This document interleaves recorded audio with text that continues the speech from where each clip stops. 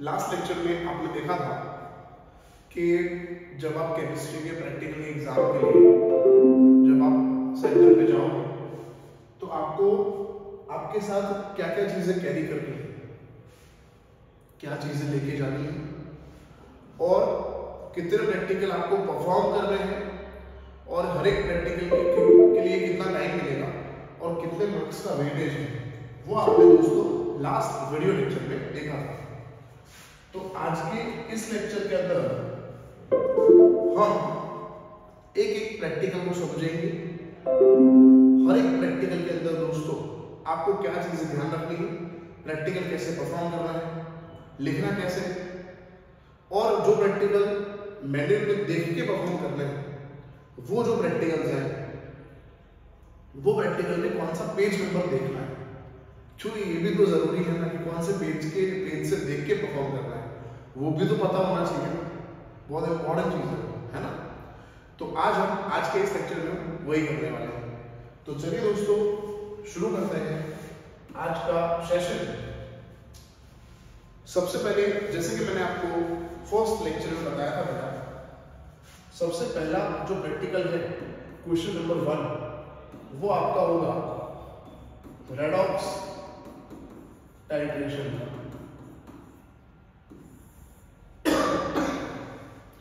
यहाँ पे मैं खुद शूट कर रहा हूँ, कोई हेल्प के लिए है तो 1 मिनट में देख लेता हूँ कि परफेक्ट ऑडियो और वीडियो कैप्चर हो रहा है। यस, वीडियो परफेक्ट है, ऑडियो भी आई होप परफेक्ट ही होगा क्योंकि 1 घंटे की मेहनत है और इसके बाद मैं देखूंगा तो ऑडियो सही आया होना चाहिए, वैसे तो सही ही आएगा। चलिए, जो काम हम ईमानदारी से करते हैं या फिर ईमानदारी से करना चाहते हैं उसके लिए भगवान की हमारी हेल्प करना रहता है। तो ये जो थॉट है इसके अंदर मैं बिलीव रखता हूँ, तो क्या ये काम अच्छा ही होता है एवरी टाइम। चलो, यस, रेडॉक्स टाइट्रेशन का दोस्तों यहाँ पे हमारे पास प्रैक्टिकल है। तो ये रेडॉक्स टाइट्रेशन के प्रैक्टिकल के अंदर हमें सबसे पहले जब आप रेडॉक्स टाइट्रेशन के प्रैक्टिकल करोगे तो आप जब लैब में जाओगे, जब आप लैब में एंटर हो रहे हो तो सबसे पहले आपको लैब के बाहर रखना है आपके जनरल को।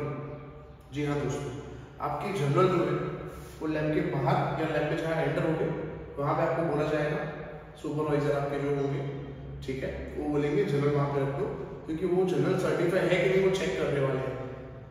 अच्छा, और मैनुअल भी आपको बाहर रख देना है। तो जैसे आप लैब में एंटर हो जाओगे तो आपका जो हॉल टिकट होगा उसके ऊपर आपका जो नंबर लिखा होगा, रोल नंबर लिखा होगा, उसके अकॉर्डिंग आपको टेबल मिलने वाला है। 20 बच्चे होंगे एक बैच के अंदर, तो 1 2 3 4 5 6 7 8 अप टू 20 कोई भी एक टेबल नंबर आपको मिलेगा, वहां पे आपको जाना होगा और आपके पास हॉल टिकट होगा, आपके पास आपका कंपास बॉक्स होगा जिसके अंदर मैंने क्या चीजें लेके जाना है लास्ट लेक्चर में बताया था मैंने आपको। उसके अलावा आपके पास मैनुअल भी नहीं है और जर्नल भी नहीं है, क्योंकि जब आप लैब में एंटर हो जाओगे तो दोनों चीजें बाहर रखनी है ना, तो खाली आपके पास सप्लीमेंट्री है, तो कहीं देखना नहीं है कि प्रैक्टिकल खुद आपको परफॉर्म करना है। समझ आ रहा है? तो आपको क्या करेंगे, सबसे पहले आपको लिखवाएंगे एम। क्या लिखवाएंगे? एम लिखवाएंगे। बट ये तो केमिस्ट्री की बात हुई, रेडॉक्स का प्रैक्टिकल हमें सबसे पहले करना है, ये तो मैंने प्रैक्टिकल स्टार्ट कर दिया। उसके पहले सप्लीमेंट्री के ऊपर आपको आपका रोल नंबर लिखना होगा, फिर आपका सेंटर नंबर होगा, सेंटर कोड होगा, वो सब लिखना होगा। वो फिल करने के बाद पहले 5 मिनट के बाद वो जो सुपरवाइजर होंगे आपको रेडॉक्स टाइट्रेशन का एम लिखवाएंगे। नाउ चलो डिस्कस करते हैं यहाँ पे एम के अंदर क्या लिखवाएंगे आपको। तो एम के अंदर आपको लिखवाएंगे बेटा कि आपको हमारे सिलेबस में 2 ही टाइट्रेशन है, तो या तो आपको पहला टाइट्रेशन मिल सकता है KMnO4 वर्सेस ऑक्सैलिक एसिड का, या फिर दोस्तों आपको दूसरा प्रैक्टिकल मिल सकता है KMnO4 versus ferrous ammonium sulphate का। फेरस अमोनियम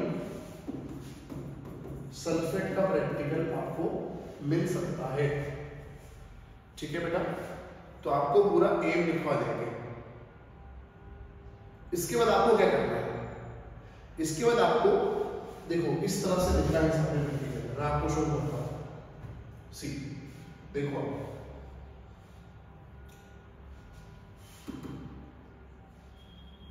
सप्लीमेंट्री ए जो है वो आपका ऐसा होना चाहिए। देखो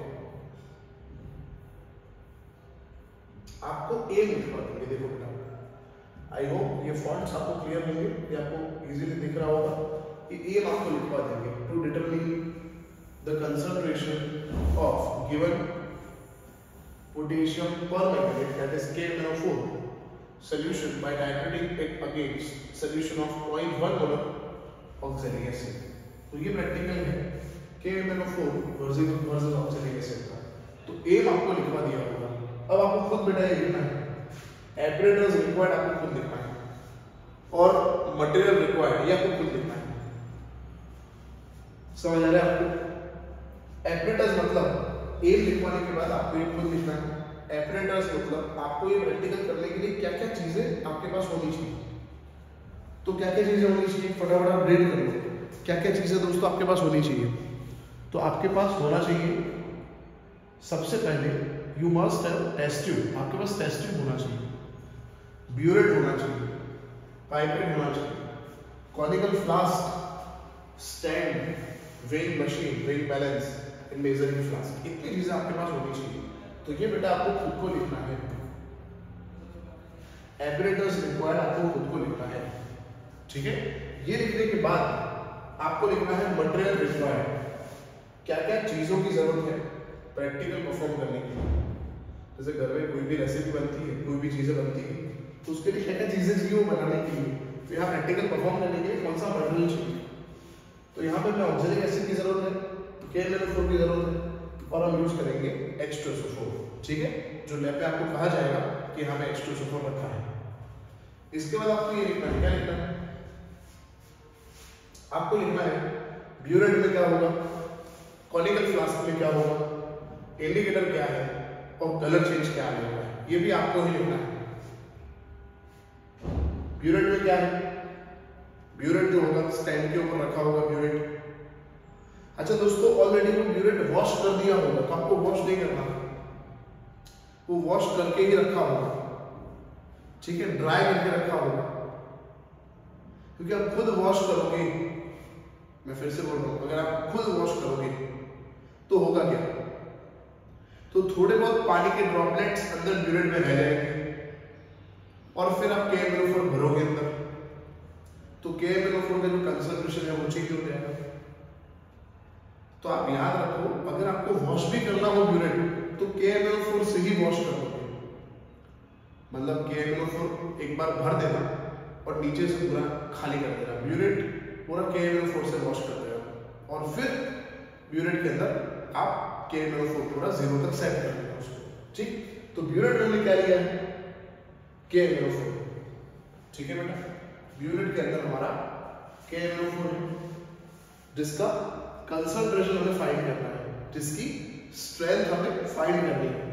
यही तो हमारा प्रैक्टिकल है कि ब्यूरेट के अंदर जो KMnO4 है उसका स्ट्रेंथ और कंसंट्रेशन फाइंड करेंगे। Okay, yes. तो इसका वॉल्यूम जो आएगा वो हमें, जो कलर चेंज आने वाला है वो हमारा वॉल्यूम होगा और इसका जो कंसंट्रेशन होगा उसके हिसाब से हम फाइंड करेंगे। अच्छा, कॉनिकल फ्लास्क के अंदर लेने वाले हैं ऑक्सैलिक एसिड, या ऑक्सैलिक एसिड ना हो तो मैंने आपको अभी बताया फेरस अमोनियम सल्फेट होगा, समझ आया? चलो, उसके अंदर हम हाफ टी स्पून ऐड करने वाले हैं डाइल्यूट 1 मोलर H2SO4। तो बेटा ये H2SO4 ऑलरेडी प्रिपेयर किया होगा, तो जो सुपरवाइजर है ना, जिसके प्रेजेंस में प्रैक्टिकल कर रहे हो, तो वो आपको बोलेंगे वो वाला H2SO4 आप यूज करोगे, ठीक है। कॉनिकल फ्लास्क में दो चीजें लेंगे, ब्यूरेट में KMnO4 आपको 0 तक सेट करना है। सॉरी, थोड़ी मेरी तबीयत खराब है आज। इंडिकेटर हम यूज करेंगे KMnO4 सेल्फ इंडिकेटर है। KMnO4 खुद इंडिकेट करता है कि रिएक्शन हो गया खत्म। और कलर चेंज है कलरलेस से लाइट ग्रीन। पहले जब आप प्रैक्टिकल स्टार्ट करोगे तो कॉनिकल फ्लास्क में आपने जो लिया है वो सॉल्यूशन जो होगा ऑक्सैलिक एसिड और H2SO4 का, वो कलरलेस होगा। पर अब जैसे जैसे KBnO4 ऐड करोगे तो KBnO4 और ऑक्जेलिक एसिड में रिएक्शन होगा, और रिएक्शन होने से जो कलरलेस सॉल्यूशन था उसका कलर कैसा आना चाहिए, लाइट पिंक। तो इतना बेटा आपको खुद लिखना है, ये ध्यान रखें। मैं फिर से एक बार यहाँ पे आपको ये PDF शो कर देता हूँ, कितना आपको लिखना है। एम आपको लिखवाया होगा, उसके बाद इतनी चीजें आपको खुद लिखनी है, यहाँ से यहाँ तक, यहाँ से लेके यहाँ तक आपको खुद लिखना है। ठीक, जल्दी से स्क्रीनशॉट ले लो, और स्क्रीनशॉट नहीं लेना तो मुझे व्हाट्सअप करना। मेरा व्हाट्सअप नंबर मैं आपको प्रोवाइड करूँगा बेटा अभी, या फिर होम पेज पे यूट्यूब पे जाके मेरा व्हाट्सअप नंबर आप देख लो, और उसमें व्हाट्सअप करना, मैं पूरा सप्लीमेंट्री आपको भेज दूँगा। अभी शायद वीडियो के अंदर, क्योंकि मैंने फ़ोटो लिया था तो थोड़ी लाइट कम थी, तो ये फ़ोटो प्रॉपर आया नहीं है, तो मुझे व्हाट्सअप करना, मैं आपको भेज दूँगा। बराबर, डन है? तो फिर से बोलो, मैं ये आपको लिखवा देंगे। आपको एपरेटर और मटेरियल रिक्वायर्ड लिखना है, उसके बाद आपको लिखना है ये रिएक्शन लिखना है, ओवरऑल रिएक्शन। बराबर, अभी तक आपने जो लिखा ना उसका 1 मार्क्स है। इतना और इतना लिखोगे ना तो 1 मार्क आपको मिलेगा। मार्क्स का डिस्ट्रीब्यूशन में आपको समझा रहा हूँ, 1 मार्क आपको मिलेगा, इतना आपने लिखा होगा तो, अच्छे से सही लिखा होगा तो। बराबर, चलो अब आपको लिखना है रिएक्शन, ऑक्सीडेशन हाफ रिएक्शन और रिडक्शन हाफ रिएक्शन आपको लिखना है। फिर उसके इलेक्ट्रॉन बैलेंस करना है, दोनों के इलेक्ट्रॉन बैलेंस करेंगे, और फिर दोनों इक्वेशन को जोड़ेंगे और ओवरऑल इक्वेशन बनाएंगे। ये ओवरऑल इक्वेशन सही होगा तो यहाँ पे आपको और 1 मार्क मिलेगा। 1 मार्क मटेरियल रिक्वायर्ड, एपरेटर रिक्वायर्ड का है, 1 मार्क है आपका इसका ओवरऑल रिएक्शन का। अब रिएक्शन कैसे आएगा तो मैं आपको समझाता हूँ कि रिएक्शन कैसे आएगा। तो इसके बाद आपने क्या लिखा बताओ, याद कर लो। एम रिक्वायर्ड होने, फिर आपने क्या लिखा, एपरेटर रिक्वायर्ड लिखा आपने, एपरेटर्स रिक्वायर्ड, फिर आपने क्या लिखा, मटेरियल रिक्वायर्ड। इसके बाद आपको क्या लिखना है, इसके बाद आपको लिखना है ऑक्सीडेशन हाफ रिएक्शन। चलो, यहां पे ऑक्जेलिक एसिड आपको दिया है, तो ऑक्जेलिक एसिड में ऑक्जेलिक आयन होगा C2O4 -2, जिसका कन्वर्जन होता है बेटा CO2 के अंदर। अब आप यहां पे देख सकते हो ऑक्सीजन 4 है, एक ऑक्सीजन का जो चार्ज होता है वो होता है -2, 4 × -2, 4 × -2, -8, सामने गया तो 8 - 2, 6/2, 3। बट यहाँ कार्बन 2 है तो 6 हो गया इसका चार्ज। मैं फिर से एक बार दोस्तों रिपीट कर देता हूँ। हाँ चेक करना बाकी रहेगी। हाँ श्योर, चलिए अगेन 4 × 2 -8, सामने गया तो +8, सामने ऑलरेडी इक्वल टू के सामने -2 है, 8 - 2 6, 6/2 3 आया, पर 6 क्यों लिखा है, क्योंकि यहाँ पे कार्बन 2 है इसलिए। बराबर, चलो 2 × -2 कितना हुआ, -4, सामने गया तो +4, बट यहाँ कार्बन 2 है तो यहाँ 2 करने पड़ेंगे। तो एक कार्बन का चार्ज 4 आया था, 2 कार्बन का चार्ज हम लिखेंगे 8। चलो 6 to 8, 2 इंक्रीज हुआ तो 2 इलेक्ट्रॉन यहाँ से रिमूव कर देंगे। तो ये हमारा रिएक्शन हो गया। कौन सा रिएक्शन हुआ, ऑक्सीडेशन हाफ रिएक्शन हो गया। अब हम क्या लिखेंगे बेटा, अब हम लिखेंगे रिडक्शन हाफ रिएक्शन। इसमें आगे नहीं लिखना क्योंकि ऑलरेडी रिएक्शन बैलेंस है यहाँ पे, तो आगे इसके आगे लिखने की जरूरत है नहीं, इतना ही लिखना है, ठीक है। क्योंकि देखो यहाँ पे चार्ज देखो इस तरफ -2 और उस तरफ इसका चार्ज 0, इसका चार्ज -2, तो दोनों तरफ चार्ज बैलेंस है, -2 -2। तो फिर चार्ज बैलेंस है तो कुछ भी हमें H या OH ऐड करने की जरूरत नहीं है ना। चलो अब यहाँ रिडक्शन ऑफ रिएक्शन में हमारे पास पोटेशियम पर मैंगनीज का जो मैंगनीज आयन होगा दोस्तों, मैंगनीज आयन मतलब MnO4- वो एसिडिक मीडियम में Mn+2 में बेटा कन्वर्ट होता है। MnO4- किसमें कन्वर्ट होता है? Mn+2 के अंदर। ठीक है, यहाँ Mn का चार्ज क्या होगा? 4 2 -8 -1 दैट इज 7। तो 7 से 2 हुआ, यहाँ पे तो चार्ज ऑलरेडी है ही 2 है। 7 से 2 मतलब 5 हुआ, 5 डिक्रीज हुआ तो 5 इलेक्ट्रॉन ऐड करेंगे। ठीक, चलो अब यहाँ चार्ज कितना है देखो, total charge left hand side कितना है?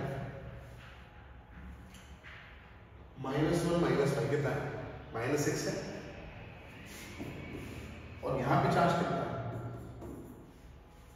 एसिडिक मीडियम है हमारे पास, तो कितने H+ कहाँ ऐड करेंगे?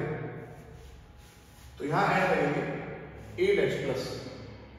ठीक है, चलो तो यहाँ पे ऐड कर देते हैं 8 H+, 8 - 6 2 हो गया। चलो लास्ट में पानी ऐड करेंगे, क्योंकि यहाँ पे H और O बैलेंस करेंगे। देखो आप H और O प्रोडक्ट साइड है ही नहीं, तो यहाँ पे 8 H और 4 O है, तो जितने ऑक्सीजन हो उतना पानी ऐड करना होता है। तो 4 ऑक्सीजन तो 8 H अपने आप ऐड होगा। ये देखो बैलेंस हो गया रिएक्शन। अब दोस्तों हमें इलेक्ट्रॉन बैलेंस करने हैं। 2 इलेक्ट्रॉन 5 इलेक्ट्रॉन, तो दोनों इक्वेशन में इलेक्ट्रॉन बैलेंस होने चाहिए। तो इसको मल्टीप्लाई करेंगे 5 से और इसको मल्टीप्लाई करेंगे 2 से। इसको मल्टीप्लाई करना है 5 से, इसको मल्टीप्लाई करना है किससे? 2 से। तो 5 2 10 हो गया, 2 5 10 हो गया, फिर दोनों को जोड़ देंगे। चलो तो इक्वेशन 1 है और इक्वेशन 2 है, तो इक्वेशन 1 को किससे मल्टीप्लाई कर रहे हैं हम? इक्वेशन 1 को किससे मल्टीप्लाई कर रहे हैं? 5 से मल्टीप्लाई कर रहे हैं। ठीक है, चलो करते हैं multiply. 5 C2O4 - 2 gives 10 CO2 plus 10 electron, और इसको 2 से मल्टीप्लाई करेंगे। 2 MnO4- plus 10 electron plus 16 H plus gives 2 Mn+2 plus 8 H2O. This is oxidation, half reaction. This is reduction, half reaction, and this is overall equation. ये आयनिक equation हम लिख रहे हैं overall, इन दोनों को जोड़ देंगे। तो आप देख सकते हो इलेक्ट्रॉन दोनों साइड दोस्तों कैंसिल हो जाएंगे, इलेक्ट्रॉन कैंसिल हो जाएंगे। ठीक है बेटा, बस जो बाकी रहा उसको लिख देंगे।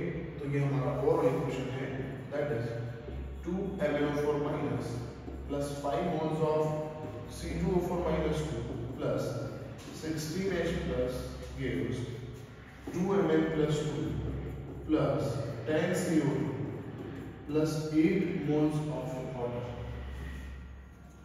समझ आएगा? ये आपने अगर लिखा होगा तो यहाँ पे आपको और एक मार्क दिया जाएगा। आगे एम लिखवाया उन्होंने, फिर आपने क्या लिखा? एपरेटर रिक्वायर्ड, मटेरियल रिक्वायर्ड, और उसके बाद आपने लिखा ओ एप्लीकेशन। क्लियर? चलो अब प्रैक्टिकल परफॉर्म करना अभी भी स्टार्ट नहीं करेंगे हम, अभी टेबल ड्रॉ करेंगे। सी ये टेबल हम ड्रॉ कर देंगे और फिर प्रैक्टिकल करना हम स्टार्ट करेंगे, है ना? चलो देखो, ये ऑब्जर्वेशन टेबल आपको ड्रॉ करनी है, अच्छे से देखो इसको। पहले अगर आपको इक्वेशन का स्क्रीनशॉट लेना है तो ले लो, इसका स्क्रीनशॉट बनाना बढ़िया सा, और फिर हम शुरू करते हैं। टेबल कैसे लिखना है और प्रैक्टिकल परफॉर्म कैसे करना है वो देखते हैं बेटा। बहुत ही मेहनत लगती है दोस्तों वीडियो बनाने में, तो वीडियो को लाइक जरूर करें, है ना? और नीचे कमेंट करें कि आपको वीडियो यूजफुल रहा या नहीं रहा, या फिर आपको क्या लग रहा है मुझे क्या इंप्रूव करना चाहिए। केमिस्ट्री में तो ठीक ही है, केमिस्ट्री में तो इम्प्रूवमेंट की कोई गुंजाइश है ही नहीं, ठीक है, क्योंकि केमिस्ट्री तो जबरदस्ती यहाँ पे मैं डिलीवर करता हूँ। ऑडियो क्लियर है, वीडियो में भी कुछ अगर आपको लग रहा हो, ऑडियो में कुछ अपडेट करने लायक लग रहा हो तो मुझे बताना कमेंट बॉक्स में, और इससे अगर आपकी हेल्प हो रही है तो प्लीज़ कमेंट बॉक्स में थैंक यू या जो भी आपको ग्रेटिट्यूड है वो आप शो कर सकते हो, जिससे मेरा मोटिवेशन और बना रहेगा और आपको ऐसे ही अलग अलग टॉपिक के बारे में मैं हेल्प करता रहूँगा। तो कमेंट जरूर से करें और अपने फ्रेंड्स तक शेयर करें, क्योंकि जनरली स्कूल के अंदर इतना अच्छे से गाइड नहीं करते। चलो तो स्क्रीनशॉट हो गया होगा, अब आगे बढ़ते हैं।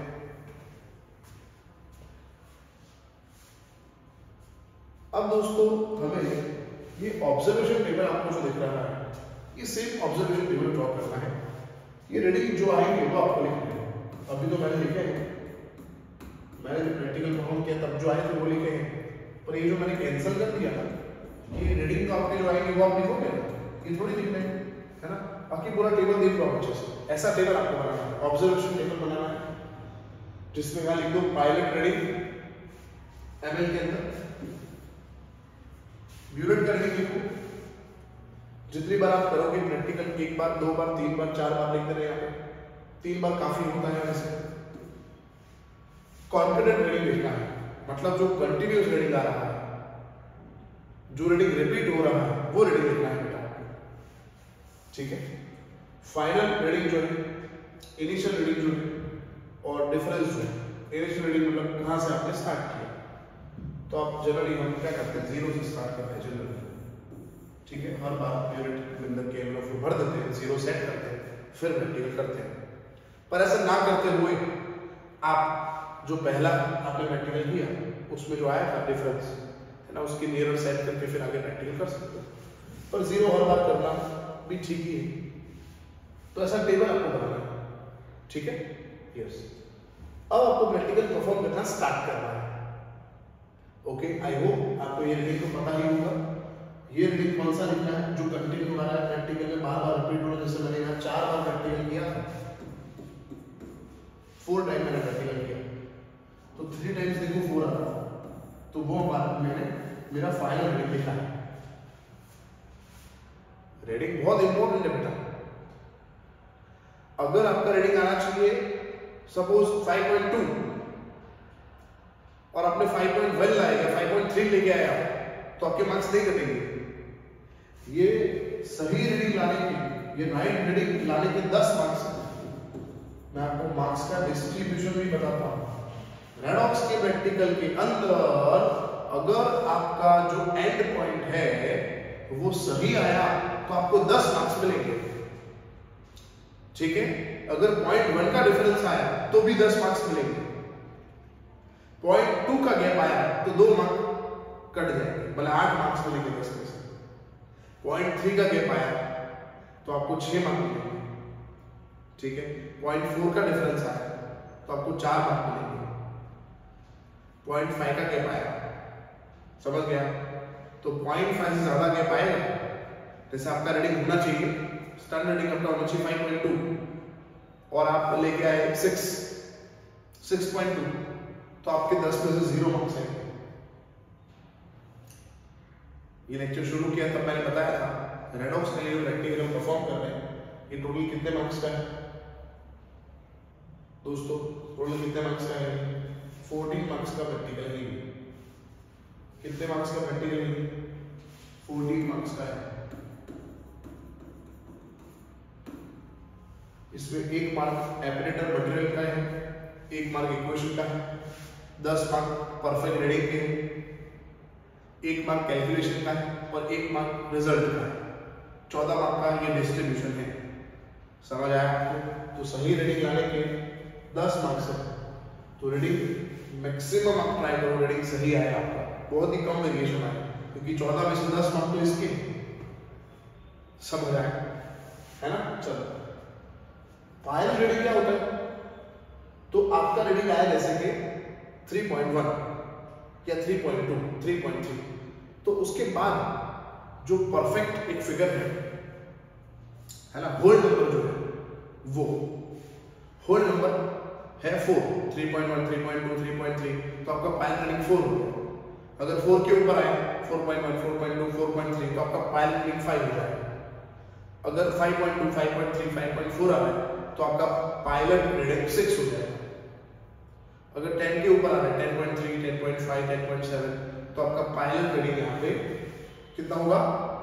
यस 11 होगा। समझ आया? तो पायलट रीडिंग का मतलब approx nearer to this number, जो आपका होल नंबर है वो, ठीक, ये आपका पायलट रीडिंग है। अब यहां तक लिखने के बाद रीडिंग तो जो हमारा प्रैक्टिकल में रिजल्ट आएगा उसके बाद लिखेंगे, फिर इसके बाद हमें करना है कैलकुलेशन, बट वो तो बात की बात है। अब हम समझते हैं प्रैक्टिकल परफॉर्म कैसे करना है। तो पहले आप इसका स्क्रीनशॉट ले लो और फिर मैं आपको बताता हूं प्रैक्टिकल कैसे परफॉर्म करना है स्टेप बाय स्टेप। चलिए बेटा, अब मैं आपको बताता हूं कि प्रैक्टिकल परफॉर्म कैसे करना है, क्या क्या चीजें ध्यान रखनी है, और ये हमारा 10 मार्क का जो रीडिंग है ना, वो कैसे आपको लेना है सही तरीके से। चलिए शुरू करते हैं। बताता हूं मैं आपको प्रैक्टिकल कैसे करेंगे। सबसे पहले आप इतना याद रखो, आप जहां खड़े हो है ना, पहले आपने एम लिखा, एवरेड लिखा, मटेरियल लिखा, इक्वेशन लिखा, ऑब्जर्वेशन टेबल लिखा, फिर आपकी सप्लीमेंट्री है ना, आप जहां खड़े हो उसके पास कहीं पे सेफ जोन में रख दो, क्योंकि आप प्रैक्टिकल करोगे तो K-4 वायलेट कलर का है, बराबर, कहीं ना कहीं गिरा सप्लीमेंट्री पे तो सप्लीमेंट्री का कलर चेंज हो जाएगा भाई और गंदा लगेगा, तो उसके मार्क्स कटेंगे। समझ आएगा मैं क्या बोल रहा हूं? तो आपको करना क्या है, आपको बेटा सप्लीमेंट्री सेफ जगह पे रख दो पहले तो, बराबर, यस। चलो, अब आप जहां खड़े हो वहां पे एक स्टैंड होगा, स्टैंड के अंदर ब्यूरेट होगा, है ना। ब्यूरेट में आपको भरना है K-4, ब्यूरेट में क्या भरना है? K-4 भरना है, ठीक है। हाँ, अब कैसे भरोगे K-4? तो ब्यूरेट जो आपके सामने है उसमें सबसे पहले ऊपर फनेल रख दो। आप क्या रखोगे? फनेल रखोगे, और फनेल जो है ना, फनेल में से K-4 अंदर ब्यूरेट में जाना चाहिए। और जब आप K-4 भर रहे हो ब्यूरेट के अंदर, तो नीचे याद रखना ब्यूरेट के नीचे पिंच कॉक होगा ना, वो पिंच कॉक है ना, वो बंद होना चाहिए, वरना ऊपर से आप भरोगे नीचे से निकलता रहेगा K-4 और नीचे गंगा बहेगी फिर। समझ आया? पिंच कॉक टाइट होना चाहिए, परफेक्ट, ठीक। तब आपने K-4 भर दिया, फिर वो जो भी बीकर था आपके टेबल पे ही बीकर के अंदर K-4 आपको दिया रहेगा, आपको दिया होगा, इनफ दिया होगा कि 3-4 बार प्रैक्टिकल कर पाओ।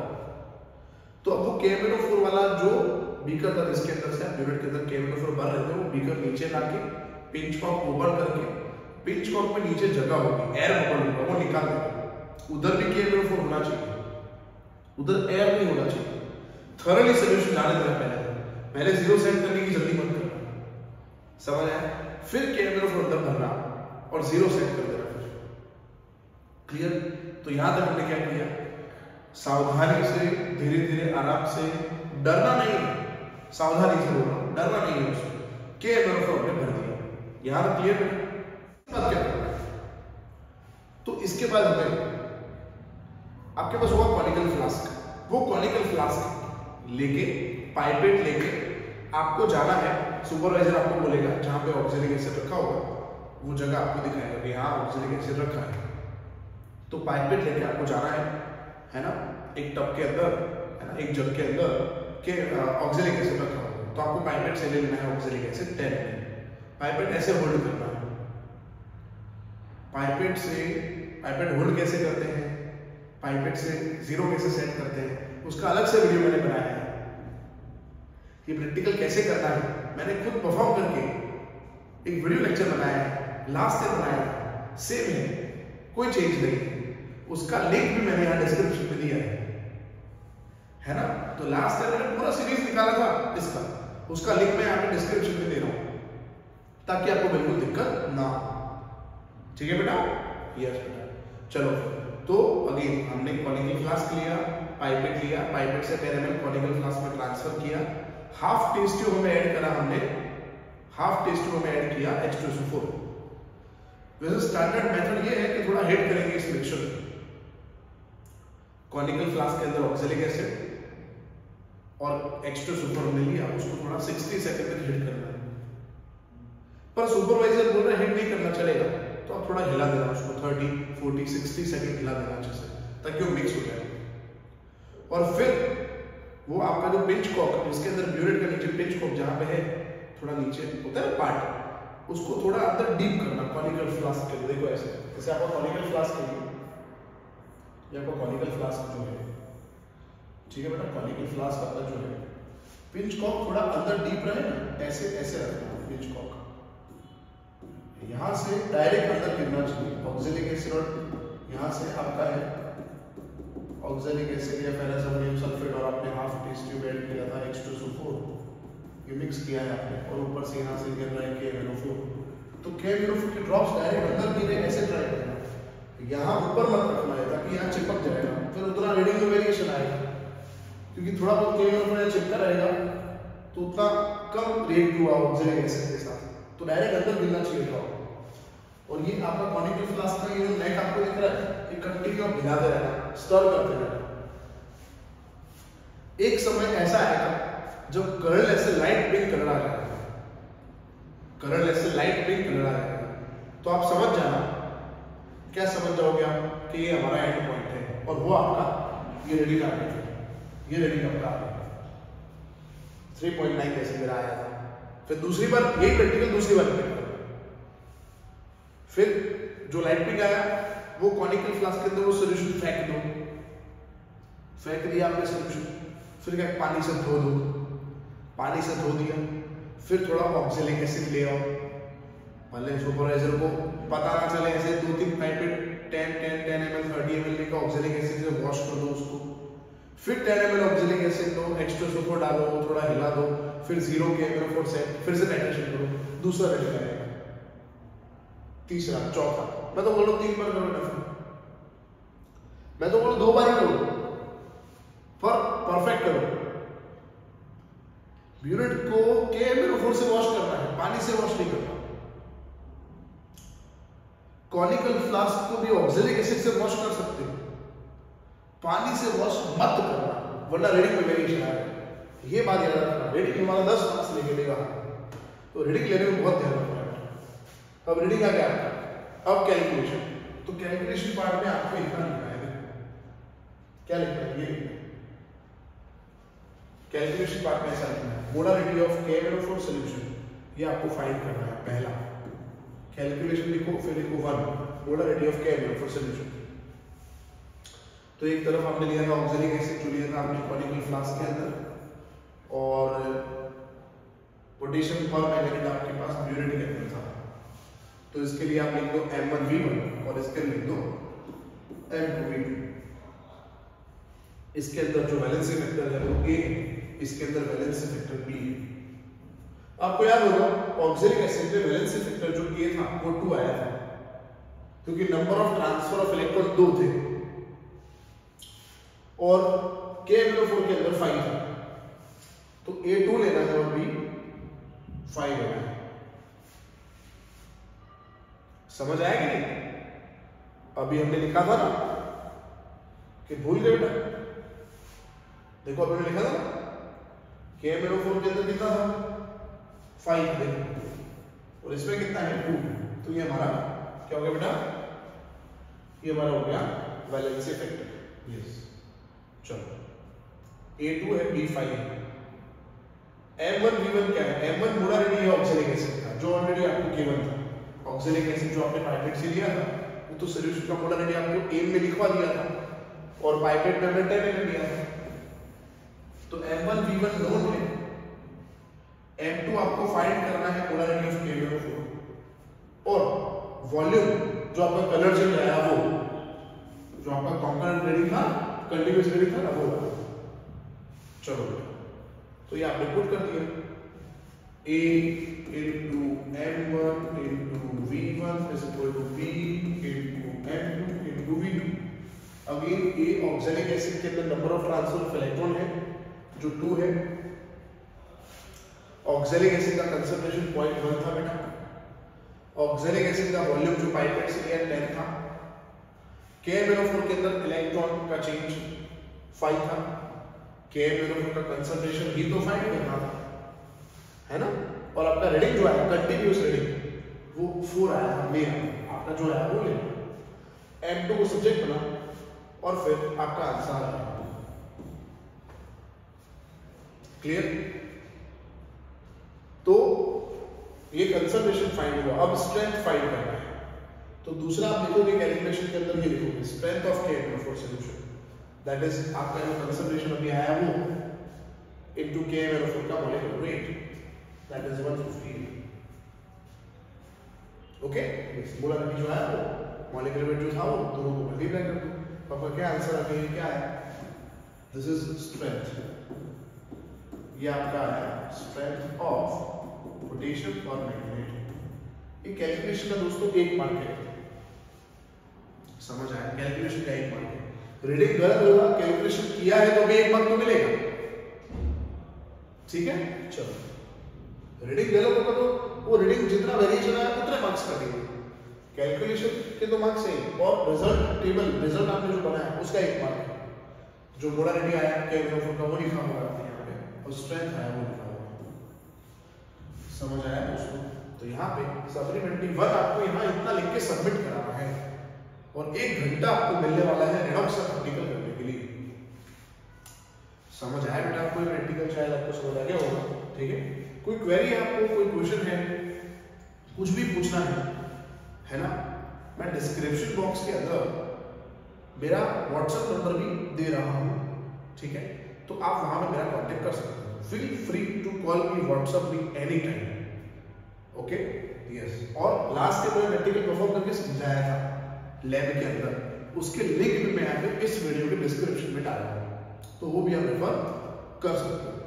समझ आया बेटा आपको। तो चैनल पे अगर आप नए हो, आपको बहुत सारी चीजें आपको सीखने मिली होगी, तो उसके रिवॉर्ड में आपको सब्सक्राइब करना है हमारा चैनल, लाइक करना है जरूर से इस वीडियो को, बहुत मेहनत लगती है वीडियो बनाने में, ठीक है। एकदम साफ चीजें समझाने के लिए बहुत ही कम YouTube पे बहुत ही कम टीचर्स हैं जो एकदम इजी लैंग्वेज में समझाते हैं, जो बच्चों को तुरंत समझ में आता है। तो प्लीज आपको लाइक करना है वीडियो को, शेयर करना है अपने फ्रेंड्स तक, और कमेंट जरूर से करना है कितना यूजफुल रहा ये वीडियो आप सबको, ठीक है स्टूडेंट्स।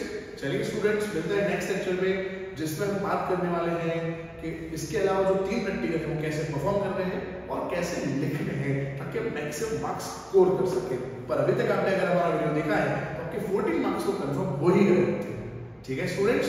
तो मेहनत करते रहिए, मैं आपके साथ हूँ। कुछ क्वेरी है कमेंट बॉक्स में आप लिख सकते हो। Thank you so much for watching this lecture. Thank you so much.